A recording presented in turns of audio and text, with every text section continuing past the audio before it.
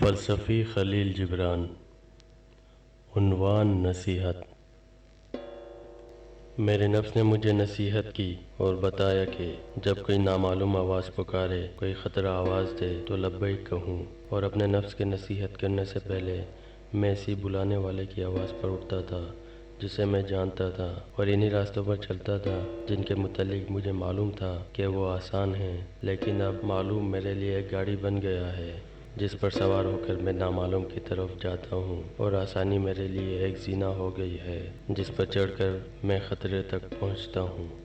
میرے نفس نے مجھے نصیحت کی اور بتایا کہ جب بستی والے سو رہے ہوں تو میں جاگوں، اور جب وہ جاگ رہے ہوں تو میں سوؤں، اور اپنے نفس کی نصیحت کرنے سے پہلے نہ میں اپنی نیند میں ان کے خواب دیکھتا تھا، نہ وہ اپنی بے خبری میں میرے خوابوں کی نگرانی کرتے تھے، لیکن اب جب بھی میں اپنی نیند میں بازو پھیلا کر اٹھتا ہوں وہ میرے نگران ہوتے ہیں، اور جب بھی وہ اپنے خوابوں میں پرواز کرتے ہیں میں ان کی آزادی پر خوشی سے تالیاں بجاتا ہوں۔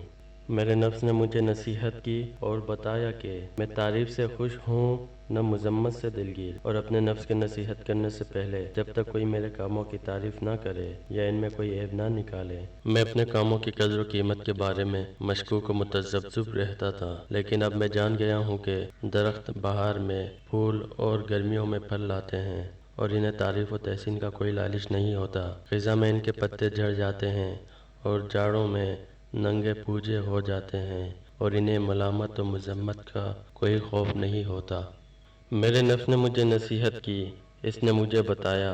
اور مجھ پر ثابت کیا کہ میں شکستہ حالوں سے بلند ہوں نہ طاقتوروں سے پست، اور اپنے نفس کی نصیحت کرنے سے پہلے میں انسان کو دو مردوں میں منقسم سمجھتا تھا، کمزور مرد جس پر میں ترس کھاتا ہوں یا اس سے نفرت کرتا ہوں، اور طاقتور مرد جس کے آگے میں جھکتا ہوں یا جس کے خلاف میں بغاوت کرتا ہوں۔ لیکن اب مجھے معلوم ہو گیا ہے کہ اسی چیز سے میں انفرادی طور پر پیدا ہوا ہوں جس چیز سے دوسرے انسان اجتماعی طور پر پیدا ہوئے ہیں۔ اس اعتبار سے میرے عناصر ان کے عناصر، اور میرا ضمیر ان کا ضمیر، میرے مسائل ان کے مسائل، اور میری منزل مقصود ان کی منزل مقصود۔ اب اگر وہ گناہ کے مرتکب ہوتے ہیں تو گنہگار میں ہوں،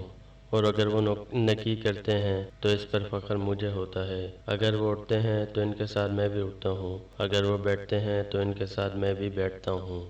میرے نفس نے مجھے نصیحت کی اور مجھے ان آوازوں پر کان لگانا سکھایا جو کسی زبان سے ادا نہیں ہوئی، کسی حلقوم سے نہیں نکلی، اور اپنے نفس کی نصیحت کرنے سے پہلے میں گراں گوشی کا مریض تھا جسے شور و غل اور چیخ و پکار کے سوا کچھ نہ سنائی دیتا تھا، لیکن اب مجھے خاموشی پر کان لگانا آ گیا ہے۔ اب میں خاموشی کے جھلڑوں کو زمانوں کے گیت گاتے، فضا کی تسبیحیں پڑھتے اور غیب کے اسرار کا اعلان کرتے سنتا ہوں۔ میرے نفس نے مجھے نصیحت کی اور اس چیز کو چھونا سکھایا جس نے ابھی تک کوئی جسم اختیار نہیں کیا۔ اس نے مجھے سمجھایا کہ محسوس نفس معقول اور ہمارے مقبوضات ہمارے مرغوبات کا حصہ ہیں، اور اپنے نفس کے نصیحت کرنے سے پہلے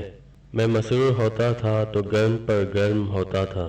تو سرد پر اور معتدل ہوتا تھا تو ان دونوں میں سے کسی ایک پر اکتفا کرتا تھا، لیکن اب میری سکڑی ہوئی جلد بکھر کے ایک باریک قہر بن گئی ہے جو ہستی کے ہر مظہر میں نفوذ کر جاتی ہے تاکہ اس کے ان حصوں میں گھل مل جائے جو نظر نہیں آتے۔ میرے نفس نے مجھے نصیحت کی اور بتایا کہ میں وہ شراب ہوں جو کشید کی گئی ہے، نہ پیالوں میں انڈیلی گئی ہے،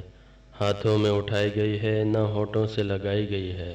اور اپنے نفس کے نصیحت کرنے سے پہلے میری پیاس راکھ کے ڈھیر میں ایک معمولی سی چنگاری تھی جسے میں کنویں کے تھوڑے سے پانی یا مٹی کے مٹکے کے ایک گھونٹ سے بجھا لیا کرتا تھا، لیکن اب میرا شوق میرا پیالہ، میری مونس میرا شراب، اور میری تنہائی میرا نشہ ہو گئی ہے۔ اس کے باوجود میں سیراب نہیں ہوتا، نہ کبھی سیراب ہو سکوں گا، لیکن اس کبھی نہ بجھنے والی تپش میں میرے لیے ایک لازوال مسرت ہے۔ میرے نفس نے مجھے نصیحت کی اور بتایا کہ میں اس حسن پر نگاہ کروں جو صورت، رنگ اور جلد کے پیچھے چھپا ہوا ہے، جسے لوگ گھناؤنا سمجھتے ہیں۔ اسے بصیرت کی آنکھ سے دیکھوں اور اس وقت تک دیکھتا رہوں جب تک اس کا حسن مجھ پر ظاہر نہ ہو جائے۔ اور اپنے نفس کی نصیحت کرنے سے پہلے میں حسن کو ان مرتعش شعلوں کی صورت میں دیکھا کرتا تھا جو دھوئیں کے بادلوں کے پیچھے چھپے ہوئے ہیں، لیکن اب دھواں چھٹ کر فنا ہو گیا ہے اور میں صرف روشن چیزوں ہی کو دیکھنے لگا ہوں۔ میرے نفس نے مجھے نصیحت کی اور بتایا کہ میں زمانے کا قیاس اپنے اس قول سے نہ کروں کہ کل تھا اور کل ہوگا، اور اپنے نفس کی نصیحت کرنے سے پہلے میں ماضی کو ایک ایسا عہد سمجھتا تھا جو کبھی واپس نہیں آتا، اور مستقبل کو ایک ایسا عصر جس تک میں کبھی نہیں پہنچوں گا۔ لیکن اب میں نے جان لیا ہے کہ موجودہ لمحہ ہی کل زمانہ ہے، اور اسی میں زمانہ کی وہ سب چیزیں پائی جاتی ہیں جن کی امید کی جاتی ہے، جنہیں حاصل کیا جاتا ہے اور جن کی تحقیق و تصدیق کی جاتی ہے۔ میرے نفس نے مجھے نصیحت کی اور بتایا کہ میں مکان کی تجدید یہ کہہ کر نہ کروں کہ یہاں اور وہاں، اور اپنے نفس کی نصیحت کرنے سے پہلے جب میں زمین کے کسی مقام پر ہوتا تھا تو اپنے تئیں دوسرے تمام مقامات سے دور سمجھتا تھا، لیکن اب میں جان گیا ہوں کہ جس جگہ میں ہوتا ہوں وہی کل جگہ ہے، اور جو فاصلہ میرے زیر قدم ہوتا ہے وہی کل مسافت۔ میرے نفس نے مجھے نصیحت کی اور بتایا کہ میں اس سے محبت کروں جس سے لوگ نفرت کرتے ہیں، اور اس سے خلوص برتوں جس سے لوگ بغض و کینہ رکھتے ہیں۔ اس نے مجھ پر واضح کیا کہ محبت چاہنے والے کا نہیں، چاہے جانے والے کا امتیاز ہے، اور اپنے نفس کے نصیحت کرنے سے پہلے محبت میرے لیے ایک باریک دھاگا تھی جو پاس پاس گڑھی ہوئی دو میخوں کے درمیان کسا ہوا تھا، لیکن اب اس نے ایک ہالے کی صورت اختیار کر لی ہے جس کا اول آخر ہے اور آخر اول، جو ہر موجود کو محیط ہے اور آہستہ آہستہ پھیل رہا ہے تاکہ آئندہ جو بھی عرصہ وجود پر قدم رکھنے والا ہو اسے اپنی آغوش میں سمیٹ لے۔ میرے نفس نے مجھے نصیحت کی، اس نے مجھے بتایا اور سمجھایا جو چراغ میرے ہاتھ میں ہے وہ میرا نہیں ہے،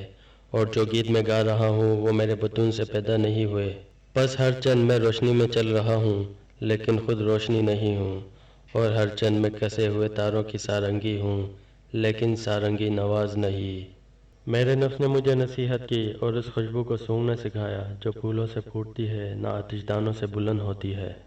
اور اپنے نفس کی نصیحت کرنے سے پہلے میں اس خوشبو کا متوالا تھا جسے میں باغوں، شیشوں اور عطردانوں میں تلاش کرتا تھا، لیکن اب میں وہ خوشبو سونگنے لگا ہوں جو سلگائی جاتی ہے نہ انڈیلی جاتی ہے، اور اپنے سینے کو ان پاکیزہ انفاس سے بڑھنے لگا ہوں جو اس دنیا کے کسی باغ سے نہیں گزرے اور جنہیں اس فضا کے کسی ہوا نے اپنے دوش پر نہیں اٹھایا۔